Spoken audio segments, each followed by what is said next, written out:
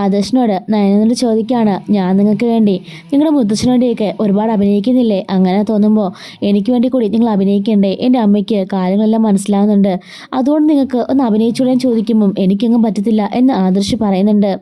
മുത്തശ്ശന് സമാധാനത്തിന് വേണ്ടിയിട്ടും മറ്റുള്ളവരുടെ നന്മയ്ക്ക് വേണ്ടിയിട്ടെങ്കിലും ഒന്ന് ചെയ്തോടെന്നൊക്കെ ചോദിക്കുന്നുണ്ട്. ഇങ്ങനെ ഒരു മനുഷ്യനെ ഞാൻ ആദ്യമായിട്ട് കാണുക എന്നൊക്കെ പറയുമ്പോഴേക്കും എനിക്കങ്ങനെ അഭിനയിക്കേണ്ട ആവശ്യമൊന്നുമില്ല എന്നൊക്കെ ആദർശ് പറയുന്നുണ്ട്. ഇതെല്ലാം കേട്ടുകൊണ്ട് കനകം പുറത്തുതന്നെ ഇങ്ങനെ വിഷമിച്ച് നിൽക്കുന്നുണ്ട് കേട്ടോ. അപ്പോൾ കനകം അവിടെ നിൽക്കുന്ന കാര്യം ആദർശൊന്നും എനിക്കും അറിയില്ല.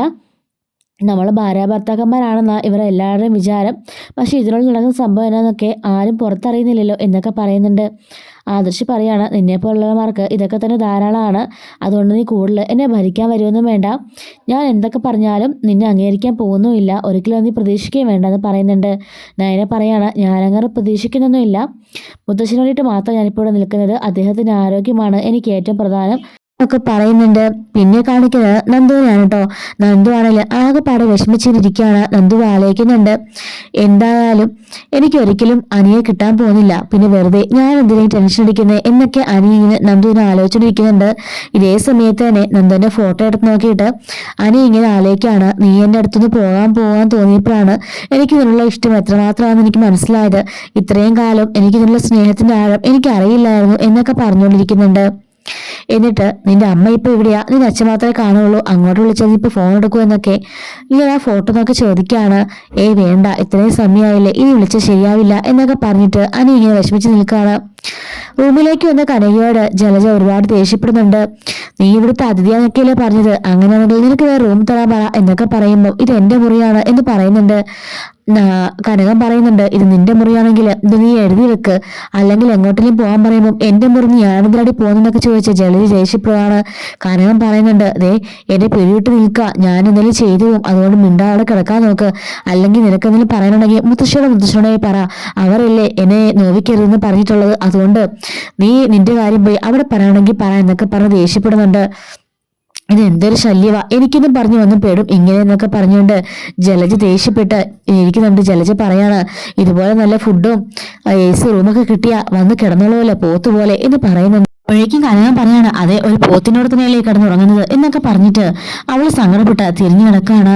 എന്നിട്ട് അലേക്കാണ് അച്ഛനമ്മയ്ക്കൊക്കെ നല്ല ബന്ധം കിട്ടും, നല്ലൊരു ദാമ്പത്യം കിട്ടുമ്പോൾ മക്കൾക്ക് അതില്ലാന്നുണ്ടെങ്കിൽ എന്തുമാത്രം വിഷമായിരിക്കും എന്നൊക്കെ അവളിങ്ങനെ ആലോചന കിടന്നുറങ്ങുന്നുണ്ട്.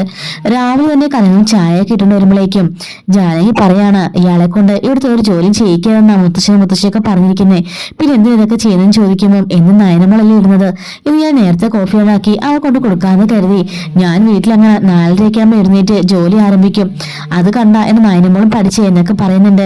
ഞാനും തലേന്ന് കൊണ്ട് കൊടുത്തിട്ട് വരട്ടെ എന്ന് പറഞ്ഞിട്ട് ജാനയ്ക്ക് അപ്പൊ ചായയുമായിട്ട് കൊടുത്തിട്ട് കനകം മുകളിലേക്ക് കയറി പോവാണ്. അങ്ങനെ നയനയും ആദർശം തമ്മിൽ അങ്ങോട്ടിനാടി നടന്നുകൊണ്ടിരിക്കുകയാണ് കേട്ടോ. അപ്പോൾ കഥവ് തുറന്നിട്ടില്ല, അതുകൊണ്ട് തന്നെ കഥവിന്റെ പുറത്തേക്ക് ചായ കൊണ്ട് വരുന്നുണ്ട് കനകം. ചായ കൊണ്ട് വരുമ്പോൾ തന്നെ ഇവരുടെ വർത്താനം കേൾക്കുകയാണ്.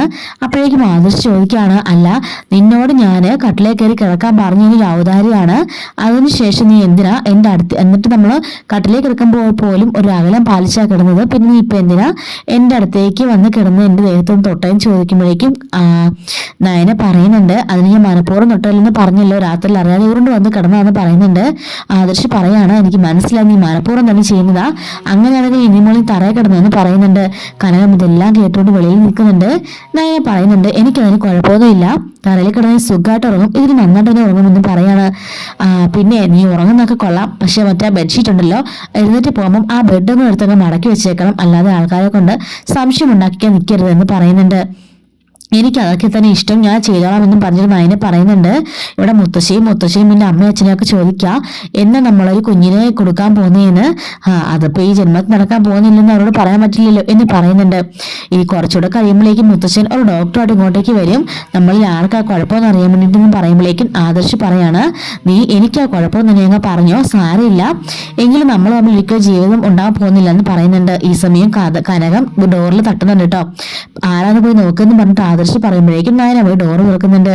ആഹാ, അമ്മ രാവിലെ അടിച്ച് കോഫിയൊക്കെ ഇട്ടോ അമ്മയെന്ന് ചോദിക്കുമ്പോൾ അതേ മോളെ കണ്ടില്ല, അതുകൊണ്ട് ഞാൻ നിട്ട് വരാമെന്ന് കരുതിയെന്ന് പറഞ്ഞിട്ട് വിഷമത്തോടുകൂടി തന്നെ കനകം വന്ന് കോഫി എടുത്ത് രണ്ടുപേർക്കും കൊടുത്തിട്ട് അങ്ങ് പോകുമ്പോഴേക്കും ആദർശ് ഗുഡ് മോർണിംഗ് അമ്മയെന്ന് പറയുമ്പോൾ ആ ശരി മോനെ എന്ന് പറഞ്ഞിട്ട് സങ്കടപ്പെട്ടുകൊണ്ട് അവിടെ നിന്ന് ഇറങ്ങി പോകുന്നുണ്ട്. നയനെ പറയാണ്, അമ്മയുടെ മുഖം കണ്ടില്ലേ, നല്ല വിഷമമുണ്ട്, ഇവിടെ നടക്കുന്ന കാര്യങ്ങളൊക്കെ അമ്മയ്ക്ക് ചെറുതായിട്ട് മനസ്സിലാവുന്നുണ്ട്, അതുകൊണ്ട് ദയവ് ചെയ്ത് ഒന്ന് എൻ്റെ അമ്മയുടെ മുമ്പിൽ ഒന്ന് സ്നേഹമുള്ള പോലെ കാണിക്കണം എന്നൊക്കെ നയനെ പറയുകയാണ്. കുറെ കിടന്ന് ഒച്ചയിട്ടതല്ലേ, കുറെ ചൂട് കോഫി എടുത്ത് അങ്ങോട്ട് കുടിക്കുക എന്നും പറഞ്ഞിട്ട് നയന ദേഷ്യപ്പെട്ട് പോകുന്നുണ്ട്. കനകാണെങ്കിൽ കരഞ്ഞോണ്ട് ഇങ്ങനെ മട്ടുപ്പാവിനോട് നിൽക്കുമ്പോഴേക്കും നയന അങ്ങോട്ടേക്ക് വരുന്നുണ്ട്. എന്താ അമ്മേ ഇവിടെ വന്ന് നിൽക്കുന്ന ചോദിക്കുമ്പോൾ എനിക്കെല്ലാം മനസ്സിലായി, നീ പറഞ്ഞ് മറ്റാര് പറഞ്ഞു നീ വിശ്വസിക്കില്ലായിരുന്നോ, എന്റെ ചെവി എനിക്ക് വിശ്വസിക്കാമല്ലോ, ഞാൻ എല്ലാം കേട്ടു, നിങ്ങളുടെ കഥകിന്റെ വാതിക്കെ നിന്ന് നിങ്ങൾ രണ്ടും ദാമ്പത്യ ജീവിതം ആരംഭിച്ചിട്ടില്ലെന്നും മോൻ ഇപ്പോഴും തറയിലാ കിടന്നുകൊണ്ടിരുന്നേനും അന്ന് ഞാൻ വന്ന് ചോദിച്ചത് പിന്നെയാ നീ കട്ടിലിൽ കയറി കിടന്നതെന്നും എനിക്ക് മനസ്സിലായി, അന്ന് എനിക്ക് സംശയം തോന്നിയില്ല നിങ്ങൾ രണ്ടിടത്താന്ന്, ഇപ്പോഴെനിക്ക് അതിനെ കുറിച്ച് പൂർണ്ണമായി മനസ്സിലായി എന്ന് പറയുന്നുണ്ട്.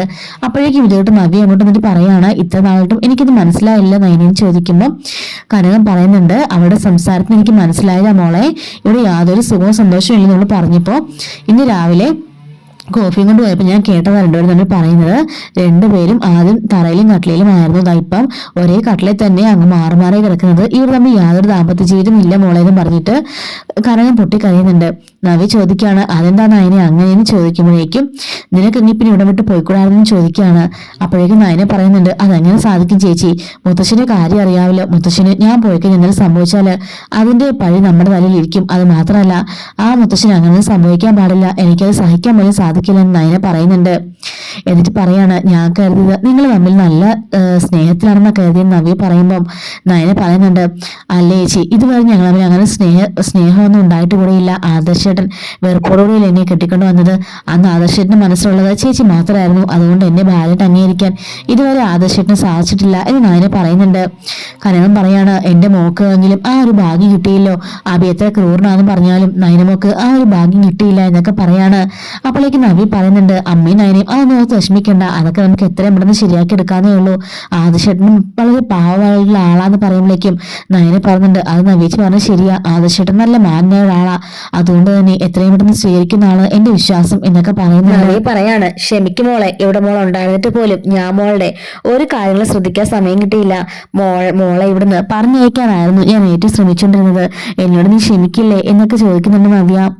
അങ്ങനെ അനിയന്ത്രി ചോദിക്കുകയാണ്, എന്താ അമ്മ ഇവരെ കരഞ്ഞോണ്ട് നിൽക്കാൻ ചോദിക്കുമ്പോൾ ഒന്നുമില്ല മോനെ, ഇവിടുത്തെ മുത്തശ്ശന്റെ കാര്യം ഓർത്തിട്ടാ, പാവം എത്ര നല്ല മനുഷ്യനായിരുന്നു ഇവിടുത്തെ മുത്തശ്ശൻ, എന്നിട്ട് പോലും ആ പാവത്തിന് അസുഖം കണ്ടില്ലേ എന്നൊക്കെ പറയുന്നുണ്ട്, അത് ഓർത്തിട്ടാ കരഞ്ഞെന്നൊക്കെ പറയാണ്.